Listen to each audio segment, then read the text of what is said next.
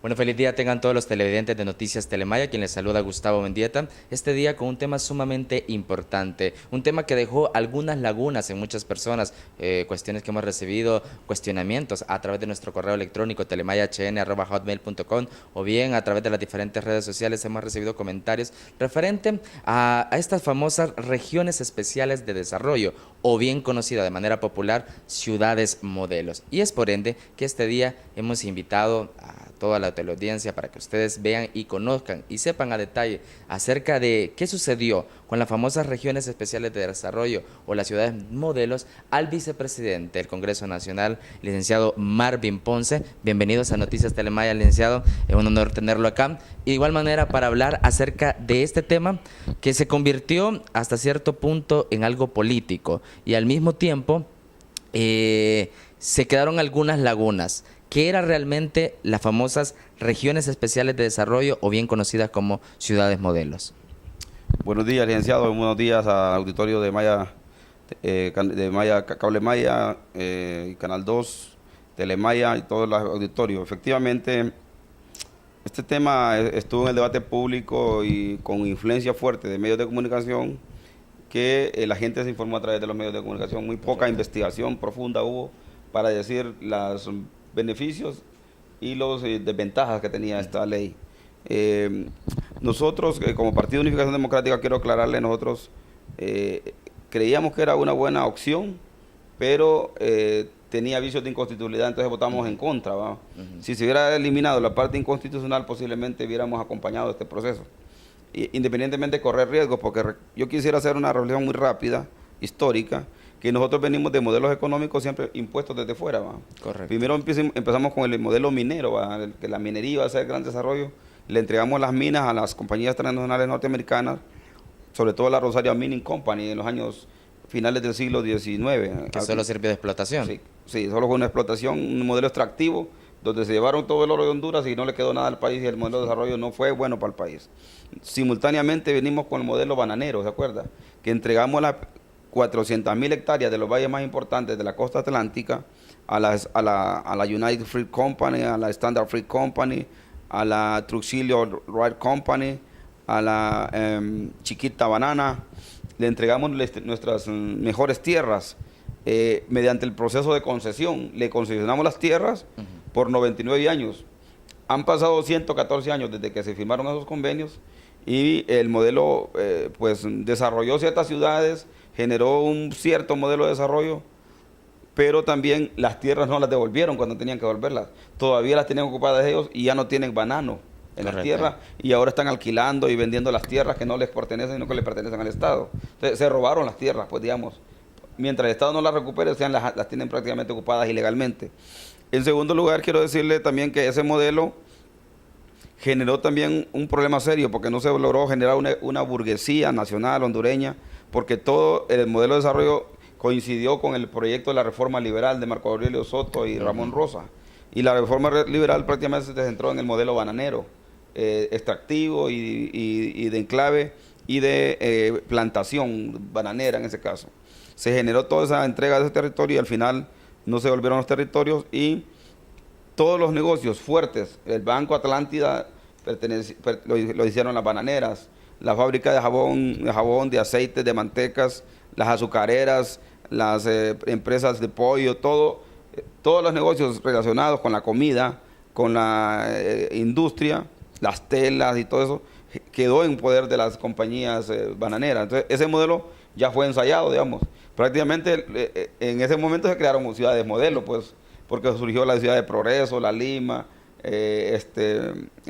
Puerto Cortés, se desarrolló La Ceiba, se desarrolló Lanchito, se desarrolló una gran cantidad de ciudades, Villanueva. Pero ¿qué pasó? Esas ciudades no tenían dependían básicamente del capital gringo, el capital transnacional.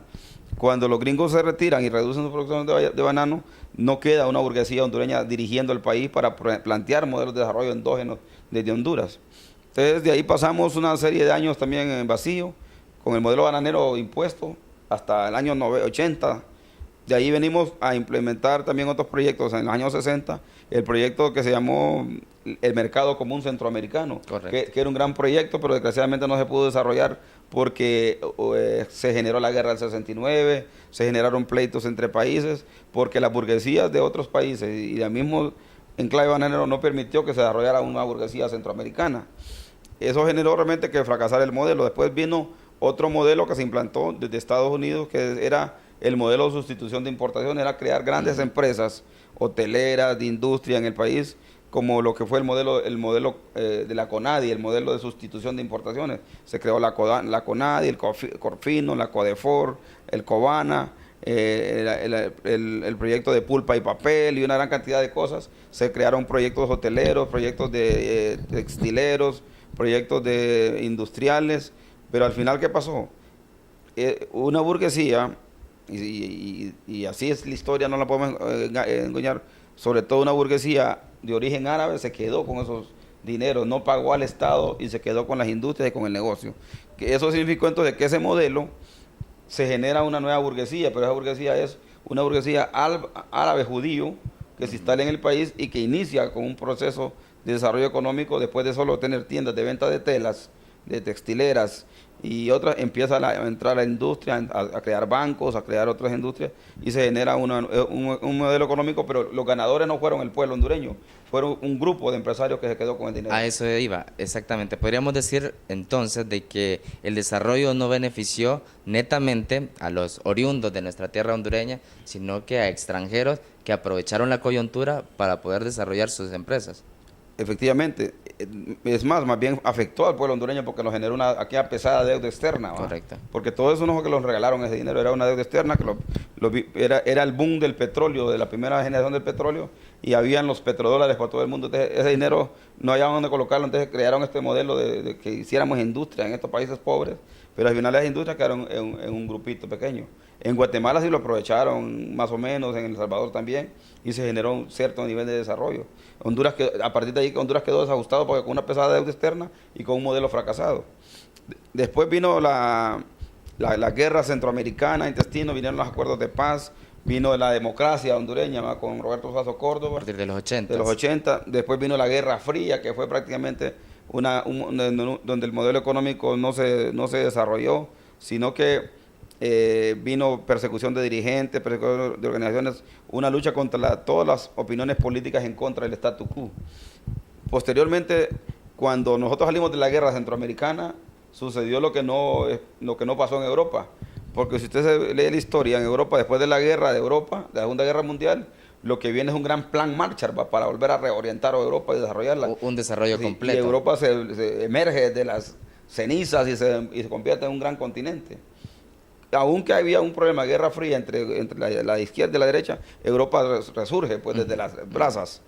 Pero aquí nosotros, en vez de darles un plan Marshall, los implanta el presidente Calleja del modelo neoliberal, que es básicamente un modelo excluyente de los pobres y básicamente donde el Estado se achica y el Estado le entrega todos los negocios al sector capitalista, ya en poder de un grupo bastante ya determinado, como les decía, el grupo árabe judío. Correcto. Y ciertos hondureños que también han hecho negocios con esto, pero básicamente empiezan a aparecer los Cafati, los Canaguati, los Facusé, dirigiendo las industrias, dirigiendo el COEP, dirigiendo toda la parte empresarial. Entonces, ese modelo las ha beneficiado a ellas porque privatizamos los aeropuertos, sí. Privatizamos la energía, ahora es energía térmica, antes no había energía térmica, por decirlo. Nunca se desarrollaron proyectos hidroeléctricos para que dependiéramos de la energía térmica.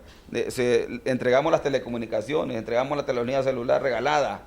Lo que hoy es Tigo y Claro fue regalado prácticamente, no fue que el Estado le sacó provecho a esa nueva tecnología. Correcto. Y hundimos a la empresa estatal que es Hondutel. Sí, que actualmente está en una situación precaria. Entonces, ante ese modelo, este país, de ahí viene el huracán Mitch, los aterriza y los deja en el cielo. Pero la clase política no aprende. Y además instala toda una cultura de corrupción desde los años 80, que ha sido una democracia con pobreza, porque la democracia que hablamos de los 80 para acá es una democracia que ha generado más pobres a la gente del pueblo. Estamos en 87% de pobreza. Hemos pasado en el índice de desarrollo humano del país 114 más pobre al país 122 en menos de 6 años. Eso implica lo que ocurrió con el huracán Mitch, que no aprendimos la lección, seguimos improvisando sin un modelo económico, y después vino la ruptura política, el golpe de Estado, que generó también otro problema, porque hemos venido cayendo en las pequeñas empresas. Otro retraso. Y entonces, bueno, el país se encuentra en este momento con una policía corrupta, corroída por el crimen, con unos jueces que no actúan de acuerdo a derecho, con fiscales que se coluden con los delincuentes.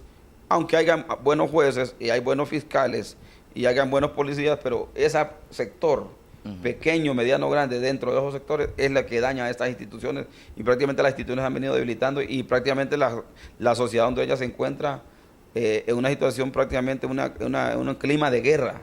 Es como que tuviéramos una guerra. Nunca en la historia de Honduras hemos tenido un drama humano con tantos muertos en el país, que todos los días usted encuentra 1, 2 y 3 masacres. Ya nos acostumbramos a leer en el periódico que se murieron 3 y 4. Estamos peor que muchos países. Entonces, incluso claro, en guerras actuales. Entonces estamos en una situación casi como en Irak, como en Siria. Hay más muertos aquí que en Siria. Que en Siria. Aunque allá se habla bastante porque es una guerra más política y santa, ¿va? Pero ¿qué quiero decirle con eso? En este mar de problemas surge la idea de las ciudades modelo, ¿va? Las ciudades modelo es un modelo que se ha implementado en países fuertes, económicamente fuertes, ¿va? Me refiero a China continental. Hoy que está desarrollado, ha creado ciudades modelo, ¿va? Como estilo Hong Kong. Estilo Hong Kong, estilo Changhua, estilo Shanghái y otras, Cantón y otras ciudades que han implementado nuevas, pero es porque China está resurgiendo con un crecimiento económico de más del 10%, ¿va? Y que tiene una mano de obra calificada y que ha sacado 400 millones de la pobreza de chinos, ¿va? Y ha utilizado un esquema que se dice un país y 2 sistemas económicos, ¿va? Correcto. Un país que es China y 2 sistemas, un sistema capitalista para fines productivos y económicos donde entra todo el mundo a hacer negocios con China, y un país socialista para efectos del manejo del poder, para poder equilibrar la distribución de los recursos en el país, ¿va? En ese sentido, China tiene capacidad de crear sus propias ciudades con su propio dinero. Corea también lo ha hecho. Singapur también tuvo sus propios recursos. El problema es que en Honduras se viene Paul Romer, que es el creador y el que ha ido investigando este tipo de ciudades, viene a Honduras y plantea la idea. Le gusta la idea al presidente Lobo, al presidente Juan Orlando Hernández. Creo que Maduro y Calleja participaron en esas reuniones. Le gustó la idea, ¿va? Que se podía implementar en Honduras, pero no hay ninguna experiencia en América Latina de ese tipo, ¿va? Entonces la idea la retoma el presidente Lobo con Juan Orlando Hernández. Hay una misión a Hong Kong, a Corea y a Singapur. Yo fui allá a esa gira, por cierto. Vimos las ciudades modelo, espectacular. Ves aquellas grandes universidades, aquellos grandes centros recreativos, aquellas fábricas, aquellas grandes hoteles, aquellas grandes ciudades nuevas que se han creado. Realmente había un desarrollo. Había un desarrollo. Entonces, bueno, entonces si nosotros vamos a llevar esto allá a Cico Paulaya, no está malo. Claro. Entonces el problema no es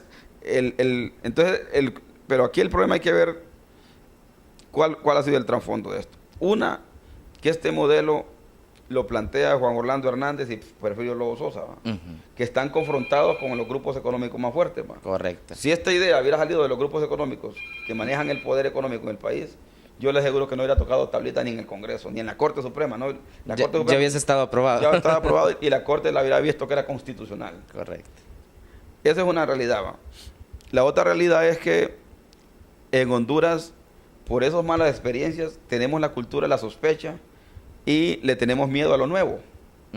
Ahora, decían, bueno, vamos a hacer ciudades modelo en Cico Paulaya. Bueno, ¿qué tiene de malo que hagamos una ciudad modelo en Cico Paulaya, donde va a haber fábricas de producción, que va a haber inversión, que va a haber progreso económico? Pues no tiene nada de malo, ¿va? O que en la zona del Valle, ¿va? Aquel corredor vacío y pobre, el corredor del Amatillo, aquel corredor a la margen izquierda del Amatillo, yendo de Jícaro Galán, que podíamos crear una ciudad modelo ahí también, ¿va? Para generar empleo a toda esa gente del sur que está en la extrema pobreza. Pues no tiene nada de malo crear una ciudad modelo.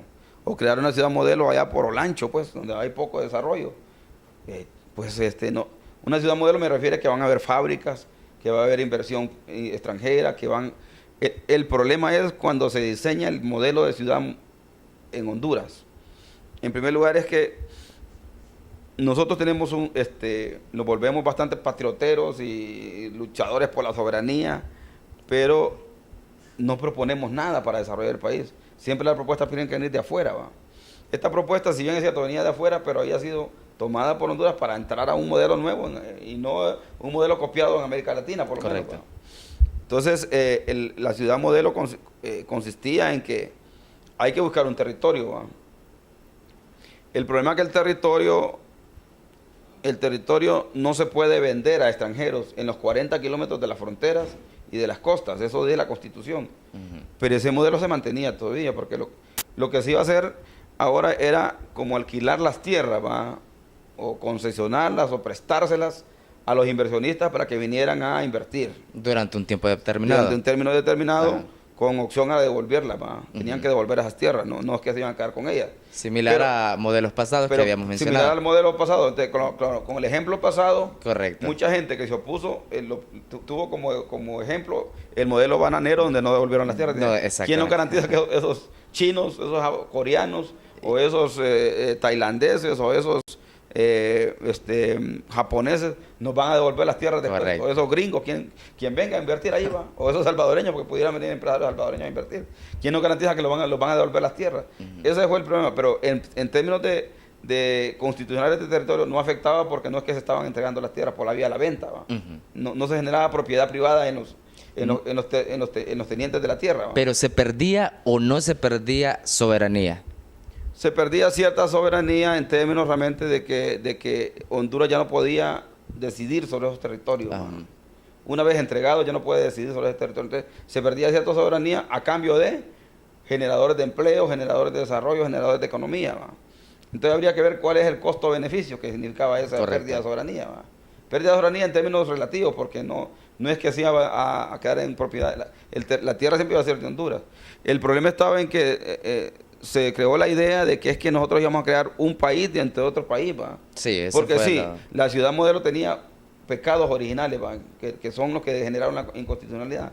El territorio era una cuestión cuestionada, pero no tenía vicios de inconstitucionalidad, sino que podría cometerse el mismo error que cometimos con las bananeras, pero eso depende cómo administráramos nosotros esa ciudad modelo de aquí para allá, ¿va? Correcto. Porque en aquel tiempo habían los abogados de las bananeras, eran el presidente de la República, o los ministros eran abogados de las bananeras. Hoy posiblemente algunos se iban a prestar para ser abogados de las chinos y todo esto, pero teníamos la ventaja que ya tenemos un país ya avanzado en plena tecnología, donde también no todos somos tontos, pues, en este país. No, y la formación llega de manera inmediata. Pero también se corría ese riesgo, hay que decirlo. Pero el pecado original es que se dice que también en la ciudad modelo se van a crear tribunales especiales y únicos para ese territorio de la ciudad modelo, que no tiene nada que ver con la Corte Suprema ni con el Poder Judicial ya estructurado en la Constitución de la República. Eso tiene vicios de inconstitucionalidad porque la Constitución dice: en ningún caso se van a crear tribunales de sección. Dice la Constitución de la República. Correcto. Eso lo previó el constituyente, ¿va? Desde la Constitución de 1957 viene ese concepto, que en ningún caso se van a crear tribunales de sección, ¿va? Correcto. Entonces, ¿qué pasa? Al crear usted un tribunal en la ciudad modelo, crea un tribunal de sección, entonces ya eso tiene vicios de inconstitucionalidad. Esos eran parte de los puntos Eso es negativos que traía sí. esta ciudad. El otro punto negativo era que decía que los impuestos van a ser cobrados ahí en la ciudad modelo, y ahí lo van a manejar ellos el dinero en ese territorio. El administrador de la ciudad modelo va a manejar el pisto que cobre impuestos a los inversionistas en ese territorio, ¿va? Correcto. Entonces decían, bueno, pero ¿cuál es el beneficio para Honduras en términos fiscales, ¿va? Si el pisto se va a quedar ahí mismo en ese territorio. Entonces, eso también era inconstitucional, porque también dice que todos los ingresos del Estado, dice la Constitución, deben llegar a la caja única, que es la Tesorería General de la República. Correcto. Y la Tesorería General de la República lo distribuye vía presupuesto general de ingresos y egresos, los redirecciona los fondos a los distintos sectores productivos del país. Entonces, ahí también había un problema de inconstitucionalidad. El otro problema de inconstitucionalidad que había era también que decía que se creaba una policía especializada para ese territorio, que no dependía de la Policía Nacional Civil. Era una policía aparte. Una policía de gendarmes solamente para cuidar la ciudad modelo. Entonces, ese también era un problema de inconstitucionalidad también, porque ya se habla de que la seguridad nacional del país, que es un tema inclusive pétreo, va a ser manejada para fines de soberanía y para fines territoriales y para fines de garantizar la democracia a las Fuerzas Armadas y para la protección de los bienes de las personas por una Policía Nacional Civil. Así habla la Constitución en este momento. Entonces ya eso también tenía aviso de inconstitucionalidad y por eso se declaró inconstitucional. Eso era obvia la inconstitucionalidad. El otro problema que había era que los pobladores que estuvieran en ese territorio decían que tenían libertad para vivir ahí, ¿va? Pero si un inversionista decía, yo quiero hacer la fábrica ahí donde está ese señor, con esa casita y esa sabana y esa tierra bonita, yo quiero hacer ahí. Lo podía hacer. Entonces lo podían sacar. Por necesidad pública. Entonces, ellos creen que no tiene opción a vender ni opción a quedarse, sino que la opción es que lo desalojen, le paguen, si bien es cierto, le van a pagar los derechos, pero lo van a sacar. Entonces era lógico que toda la gente que estuviera ahí la iban a sacar. Entonces iban a desarrollar un derecho cultural que tiene alguien de vivir en una aldea, en un poblado Correcto. por 100 años, por generaciones completas, y que de repente le digan, bueno, aquí ya no hay pueblo, quitamos el pueblo, vamos a hacer la ciudad modelo aquí, y vayan aquí para este lado, ustedes a esta montaña a vivir. Y aquí les vamos a pagar dinerito para que se vayan. Entonces, eso iba a generar también un problema también de arraigo y también de perder los derechos humanos de las personas a vivir en un territorio donde han decidido ellos. Entonces, la utilidad pública se establece cuando usted va a hacer una carretera, por ejemplo, y que por esa carretera tiene que pasar una casa que tiene que deshacer, porque para que la carretera vaya bien en términos tecnológicos. Entonces, si hay una casa o una hacienda de ganado, usted ahí sí afecta y expropia esa tierra y le paga los derechos a las personas de acuerdo al valor de esa tierra que se establece, que normalmente es muy bajo del valor de mercado que usted con el dinero cotiza, claro. Si a usted le dejan en la casa una carretera, por ejemplo en Canal 5, CA5 ocurrió eso, le daban 200,000 empiras por la casa y por el terreno. Pero usted iba con 200,000 empiras a buscar una casa como Mayagua, no encontraba. No encontraba, obviamente. Entonces salía perdiendo al que le ha afectado. Entonces tienen que pagarle un justo precio, ¿va? Un precio justo que le permita volver a reconstruir su entorno familiar, pierde su derecho cultural y además si tenía algún negocio ahí que le permita ganar el lucro cesante. Y eso pasó también en la ciudad modelo, ¿va? Entonces, esos 4 temas básicamente eran los que afeaban el tema de la ciudad modelo. El otro tema en cuestión, y ahí viene la parte política, ¿va? ¿Quién decide en el país? ¿Va? Pues bueno, se podía decir, bueno, corrijamos esos 4 problemas y démosle un viso más legal, ¿va? Correcto. ¿Se podían corregir esos puntos? Bueno, se pueden corregir, una vez que la sentencia de la Corte se puede corregir y volver al tema de la ciudad modelo, ¿va? Entonces, ¿qué van a argumentar los que estaban en contra, va? Inclusive yo, que estaba en contra. ¿Qué puedo argumentar si me dicen ahora? Bueno, también el otro conflicto inconstitucional es que decían que la ciudad modelo iba a ser dirigida por un gobernador. Sí. Nombrado por los ciudadanos de ahí, va. En primera instancia nombrado por el presidente, va, que iba a gobernar esa ciudad modelo. Pero esa ciudad modelo iban a vivir chinos, gringos, costarricenses, argentinos, y después esos pobladores de toda la nacionalidad iban a elegir al gobernador. Entonces ya se pierde el derecho a elegir y ser electo en Honduras, porque extranjeros a nuestro territorio vienen a elegir autoridades civiles. Elegido prácticamente de dedo. De dedo, o puede ser en una urna, pero que tiene que ser un chino eligiendo gobernador de un territorio hondureño. Correcto. Ese también era un problema, tenía que pasar por el mecanismo de elección popular establecido en la Constitución de la República, que es a través de partidos políticos, movimientos independientes y a través del sistema regido por el Tribunal Supremo Electoral. Entonces, ese también era otro de los problemas que había en esta ciudad de modelo. Entonces, bueno, sin embargo, conociendo yo en el Congreso, que he estado ya por 7 años en el Congreso, me doy cuenta realmente cómo es la lógica del poder, ¿va? El problema no fue, es cierto, hubo un grupo de abogados dirigido por Harry Dixon, el abogado Trejo inclusive, que falleció, que lo mataron, que se opusieron y pusieron recursos de inconstitucionalidad, ¿va? Pero les aseguro que no fue, si bien es cierto, ellos hicieron un trabajo de plantones y eso. Correcto. Pero otras veces nosotros hicimos plantones contra el Tratado de Libre Comercio y pasó el Tratado de Libre Comercio. Hicimos plantones contra todos los actos de corrupción y pasaron igual. Entonces, el problema está que la burguesía árabe judía, y no quiero ser xenofóbico con esto, los que tienen el poder en el país, los que dirigen los bancos, las agroindustrias, los que venden los pollos, los que venden los huevos, los que venden la manteca, los aceites, los que tienen las maquilas, que son el poder económico de Honduras, no era un proyecto de ellos, era un proyecto que surgía del gobierno. Entonces, por ende perdían poder en esa parte. Ellos se sentían que estaban fuera del esquema porque, correcto, en primer lugar, podría ser bueno el modelo y en el fondo a ellos les gustaba el modelo, a los empresarios, ¿va? pero como la idea no había salido de ellos y ellos no tenían control sobre el negocio, entonces ellos se opusieron y tiraron a todos los medios de comunicación de su control, una avalancha contra el gobierno y generando opinión pública de que el país iba a ser entregado, que el país iba a ser pedaceado y toda una campaña inclusive contra los sectores que impulsaron esto, Correcto. Que fue el presidente del Congreso y el presidente de la República. Pero yo quiero decirle, conociendo a Pepe Lobo yo, porque no quiero dejar de decir esto, Pepe Lobo no está interesado en entregar el territorio, ni en regalar el país, ni pedacear el país. Simplemente en condición de presidente está buscando una vía de escape para generar empleo al país. Una opción. Yo también estaba de acuerdo con la generación de empleos, pero no estaba de acuerdo con esos elementos de inconstitucionalidad, por eso estamos en contra. ¿Va?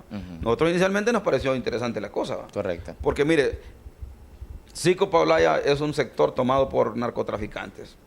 Yes. ¿Es mantener soberanía eso? Y eso todo el mundo lo sabe. Eso es... Sí, ¿es mantener soberanía eso? Entonces, es mejor que vaya a hacerse una ciudad modelo para generar empleos a la gente allá, que es más soberano, pues para mí, ir a construir empresas allá de productivas, que estén en manos de gente que maneja con el crimen organizado. ¿Va? Pero bueno, el problema está en que esos elementos inconstitucionales fueron los que trabaron en la cosa y aupados por los grupos de poder, más la lucha social que se generó desde ciertos sectores populares, logró que la Corte pues aceptara la inconstitucionalidad y le diera curso a declarar inconstitucional. Porque en la sala de lo constitucional se dirimió primero el conflicto. El esquema es que si en la sala constitucional votan a favor todos, entonces queda aprobado. Correcto. Pero si votan en contra todos, ya queda desaprobado. Pero si hay uno que se opone o dos que se oponen, si no hay mayoría, va al pleno de la Corte. Entonces, en el pleno es el que dirime. Pero normalmente cuando el fallo es 4-1, normalmente el pleno vota en contra. Entonces era esperado ya el fallo en contra de la Corte Suprema de Justicia. Bueno, entonces en conclusión, el tema de la policía, el tema de los jueces, el tema del gobernador, el tema relativo del territorio y el tema de los impuestos fue lo que le dio básicamente vicios de inconstitucionalidad, porque realmente eran inconstitucionales, ¿va? No reñían con la Constitución y el fallo de la Corte fue correcto. Lo único que le quiero decir yo con esto es que aquí lo que se vio fue básicamente un juego de poder, ¿va? Y demostró el poder económico que es más fuerte que el poder político, por lo menos en este tema, ¿va? Se hubiese podido o se hubiese hecho en algún momento alguna mejora en este proyecto, había opciones para poderlo cambiar en el momento previo a que se dijese totalmente no a la ciudad de modelos, había otra opción y también ¿por qué no se presentó de manera completa y concreta al público en general? Porque mucha gente no conocía todos esos detalles que estamos hablando en este momento referente a qué se trataba la ciudad de modelos, porque muchos decían incluso vamos a tener empleo pero no nos van a pagar ni el salario mínimo. Entonces habían esos miedos dentro de la población en general, pero nunca se llevó a una palestra pública mostrando realmente cuáles eran las ventajas, desventajas y la realidad de la ciudad de modelos. Claro. Bueno, es que no llegamos a ese nivel, va. Hasta la fecha, digamos, o sea, el Congreso, el diputado Tomás Zambrano presentó un decreto para reformar esos elementos negativos. Es correcto. Antes del fallo. Pero no se le dio curso porque al fin el fallo iba a salir porque había después sido puesto antes de la propuesta del Congreso, ¿va? Entonces, si quisiera seguir con esta temática, el Congreso lo que tiene que hacer es corregir los errores que declaró inconstitucional la Corte, ¿va? Y darle un giro constitucional y empujar el modelo, ¿va? Dirimir el tema del territorio, el tema de los jueces, el tema de la elección del gobernador, el tema de la parte financiera, de la parte fiscal de impuestos, el tema de la policía, y una vez arreglado eso, que diga, bueno, la policía de ahí va a ser un escuadrón que depende de la Policía Nacional de Honduras. Correcto. Los jueces van a depender del Consejo de la Judicatura, nombrados por la Corte Suprema de Justicia y el Congreso de la República. El Tribunal de Elecciones va a administrar las elecciones allí y va a hacer una elección del municipio, y el vicealcalde del municipio va a ser el administrador de esa ciudad modelo, por ejemplo, ¿va? Se pueden hacer correcciones, ¿va? Perfectamente. Pero bueno, el problema está en que este país está demostrado que con el empresariado que tenemos nosotros no tenemos capacidad de salir adelante, no tenemos futuro. el empresario hondureño se ha hecho rico y rico y rico, pero no está invirtiendo en Honduras, más bien está cerrando empresas. En vez de contratar personal temporal, está contratando personal, en vez de contratar personal permanente, está contratando personal temporal por horas, para no pagar prestaciones, para no pagar aguinaldo, para no pagar vacaciones. Ellos bien buscan la forma de... Y el otro problema más grande que hay es que este empresariado de nosotros es un empresariado que se ha acostumbrado a evadir los impuestos. Licenciado, se roban 38.000 millones del impuesto sobre la renta. Ganan 100 millones y reportan que ganaron 10 millones. Claro, de ahí tienen que pagar 25%. Si gana 10 millones, 100 millones, tiene que darle 25 millones al Estado de su ganancia. El impuesto a la ganancia en todo el mundo lo pagan las empresas. De eso viven los estados. El servicio público vive del impuesto a la ganancia que tiene la empresa privada. Y en los países comunistas, el Estado maneja las empresas y el Estado maneja el Estado también, paga empleados, como hace Cuba, ¿va? Correcto. Cuba, ¿qué está haciendo ahorita? Como no puede ya con la carga laboral, porque el Estado paga a los empleados, de todos los empleados, porque el modelo es comunista, entonces lo que está haciendo es abriendo algunos espacios para que creen pequeñas empresas, sacando empleados del sector público y pasándolos a libre comerciantes, a libre emprendedores, para ya no seguir cargando con esa carga, sino que ellos se busquen su propio autoempleo y se generen sus ingresos. En China quisieron un país, dos sistemas, ¿va? El modelo político, el modelo de justicia, el modelo social es comunista, pero el modelo económico es capitalista. Y de lo que ganan en esta gran empresa con el modelo capitalista, le dan a los que no tienen. Generan universidades, generan desarrollo. Entonces, ellos manejan un modelo muy interesante, complicado a veces de entender, pero al fin así es. Entonces, nosotros aquí en Honduras ocupamos modelos nuevos para poder salir adelante.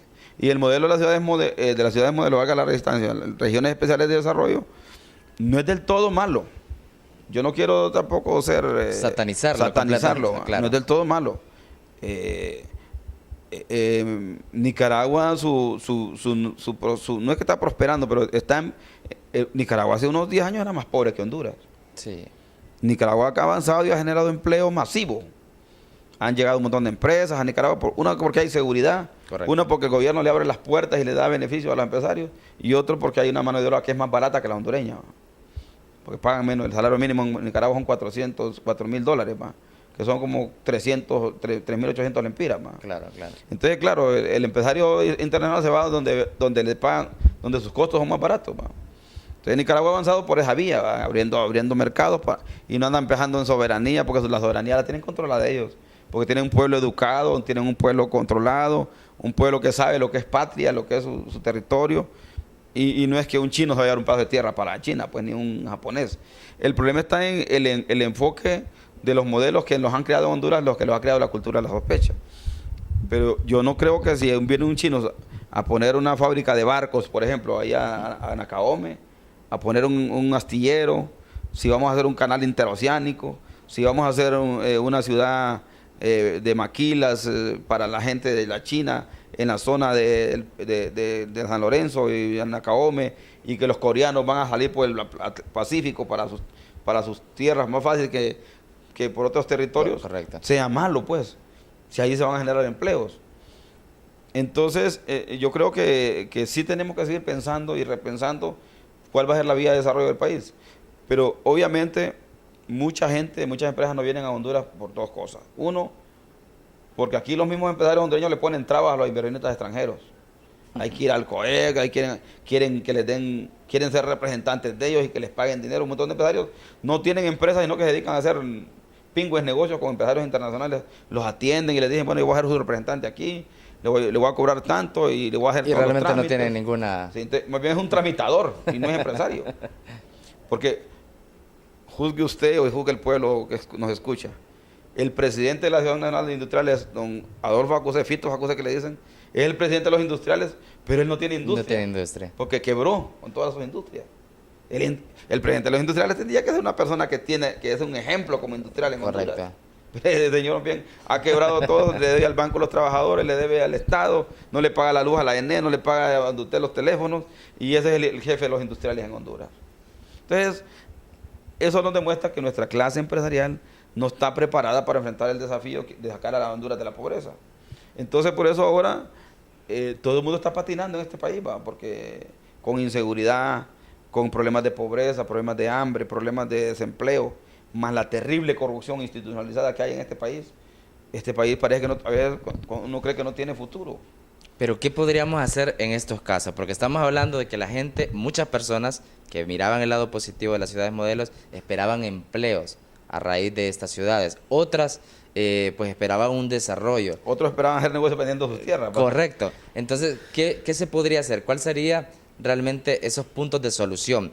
Tanto en la mentalidad del hondureño, porque también el hondureño, y me incluyo a veces, en algunas ocasiones cometemos el error de dudar de poder avanzar. Entonces, ¿qué podemos hacer tanto para cambiar la mentalidad del hondureño y al mismo tiempo el sistema en que estamos viviéndolo? Bueno, en primer lugar hay que hacer recambios en la clase política, porque también quien genera desconfianza es la clase política. Por ejemplo, yo soy diputado, pero ser diputado no es nada prestigioso en este país, porque todo el mundo tiene el concepto que todos los diputados son pícaros, ¿va? Correcto, correcto. Que en el Congreso se hacen todas las cosas malas. Pero las cosas que hacen en el Congreso, la gente lo que no sabe, o algunos que saben, es que las cosas malas que se hacen aquí en el Congreso vienen de esos grupos de poder que les decía. Ellos imponen las leyes aquí. Ellos tienen diputados pagados aquí. Ellos controlan a veces hasta el Congreso y tienen presidentes del Congreso. En este caso, Juan Orlando se ha peleado con ellos a veces, ¿va? El Pepe Lobo también.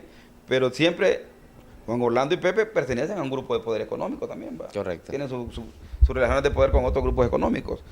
Pero en todo caso, el problema es que aquí en el Congreso lo que se hace, cuando se vende energía, cuando se hacen el negocio de las lanchas, es porque hay grupos de poder arriba que le imponen una agenda al Congreso y el Congreso aquí solo levantan la mano, ahora solo apretan el botón y no dicen nada. Por eso nosotros como Partido de Unificación Democrática nos hemos sabido tomar nuestras decisiones. Nosotros tomamos decisiones como partido, en colectivo, le consultamos hasta dirigentes de base que piensan de esa decisión. Correcto. Y lo que aquí nosotros siempre hemos salvado nuestro pellejo. En la ciudad de modelo no la apoyamos precisamente por esos defectos constitucionales. Sí estábamos de acuerdo que ocupábamos modelo de desarrollo y que nos parecía bonita la ciudad modelo sin lo malo que tenía, ¿va? Pero ya con esos elementos se incomplicó la cosa. Faltará utilizar los modelos de consulta que ya existen dentro de la Constitución para poder mejorar tal vez algunas decisiones que se toman tanto en el Congreso Nacional como decisiones que se toman a raíz de asuntos de país.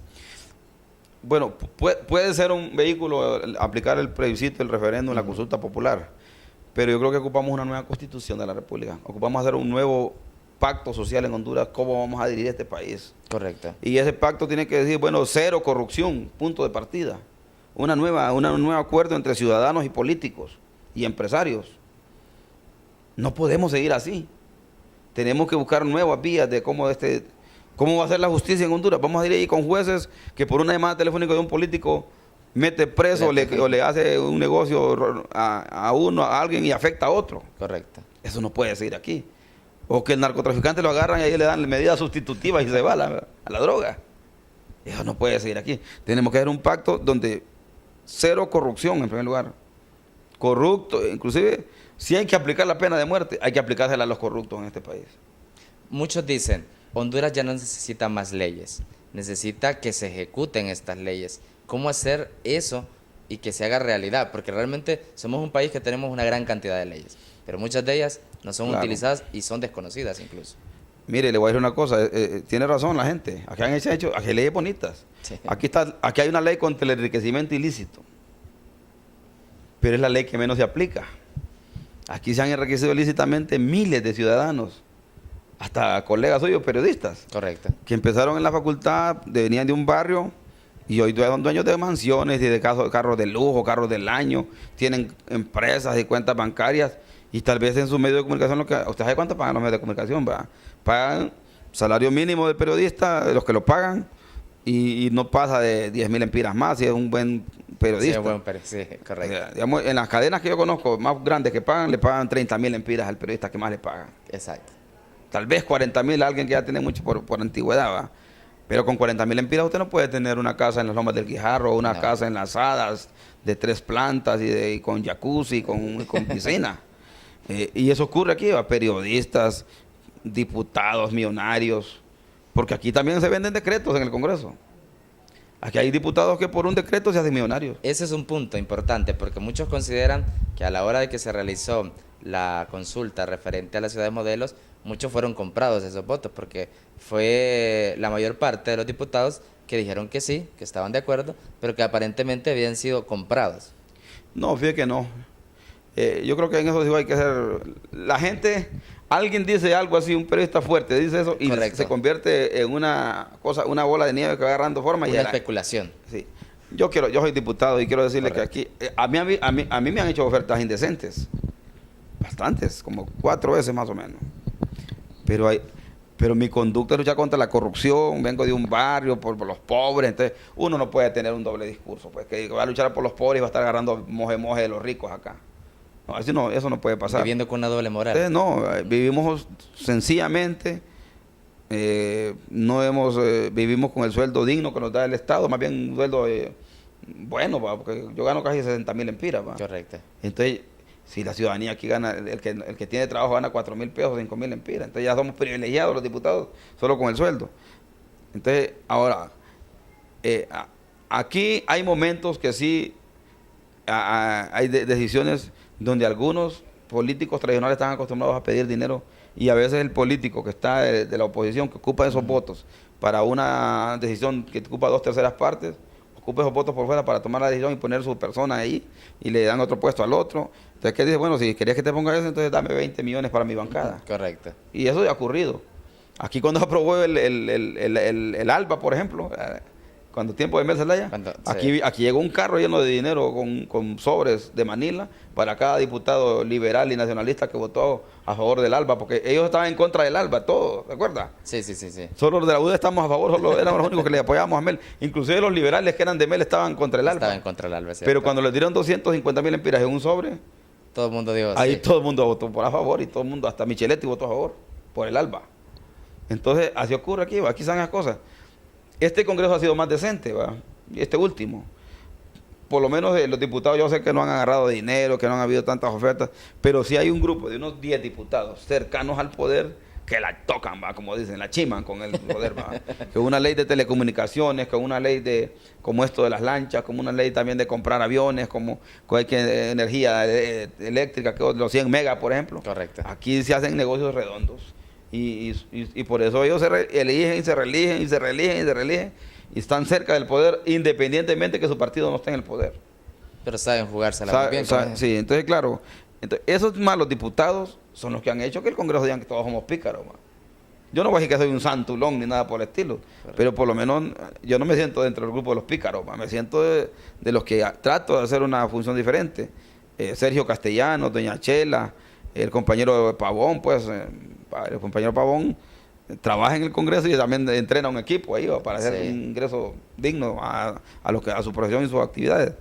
Pero no andamos pidiendo dinero. A mí me daría pena decirle al presidente del Congreso, deme 50,000 lempiras por mi voto. No, y tarde o temprano. Para votar por una ciudad modelo. Realmente al final de cuentas siempre esas cosas salen a relucir. Más ahora con la tecnología, claro. Que en cualquier momento uno sabe quién votó a favor, quién votó en contra, quién esto, quién tomó las otras decisiones. Bueno, por fortuna, y lastimosamente el tiempo es nuestro peor enemigo, licenciado, pero hemos abundado en estas dudas, en esas lagunas que existían a través de ese tema que se convirtió en un tema controversial en todo el país, como eran las ciudades modelos. Y para finalizar, licenciado, ¿qué mensaje le daría a la población en general en este momento? Bueno, al pueblo más pobre hay que recuperar la esperanza, independiente que ustedes se encuentren sin comida, sin acceso a la salud y la educación. Algo va a pasar en este país en estos 2 años que tenemos que darle un giro a este país. Yo creo que vienen tiempos mejores para el pueblo. Algo va a pasar en este país. Yo siento que Dios nos va a poner la mano y nos va a llevar a un nuevo escenario, pues para que nos acordemos de los pobres. A la gente que tiene su pequeño negocio, que lo mantenga, aunque un mes gane, otro mes pierda, porque al final es peor quedarse sin nada y que entrar a la lista de los desocupados o los desesperanzados, ¿va? Que lo mantenga ese negocito, que se las ingenie, ¿va? Que maneje con inteligencia los negocios.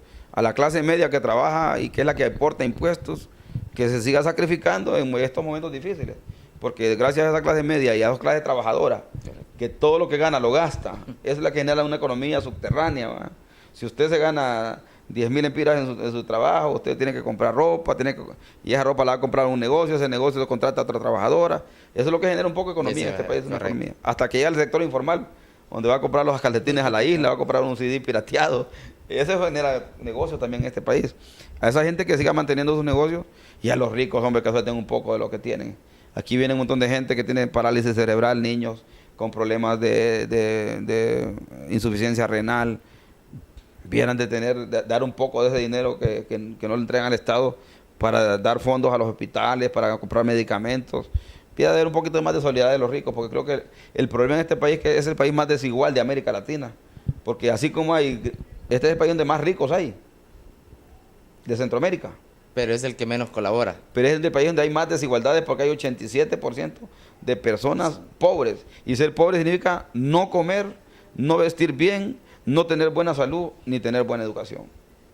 Bueno, muchas gracias a todos los televidentes de Telemaya, Canal 2 y Noticias Telemaya. Yo soy Gustavo Mendieta, espero que hayan quedado aclaradas todas sus dudas. Y bueno, definitivamente tenemos que forjar una Honduras diferente.